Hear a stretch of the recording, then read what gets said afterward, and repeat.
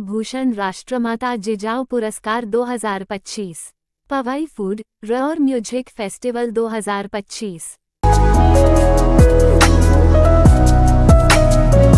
असे कार्यक्रम आपण इथे पवईतच नव्हे तर पूर्ण महाराष्ट्रभर आपण हे राबवावेत आणि या राबवणाऱ्या कार्यक्रमाला वंचित बहुजन आघाडीच्या वतीने आम्ही सर्वीकडे आम्ही तुम्हाला सन्मानाने आणि पाठबळ देऊ हे मी तुम्हाला इथे ग्वाही देतो।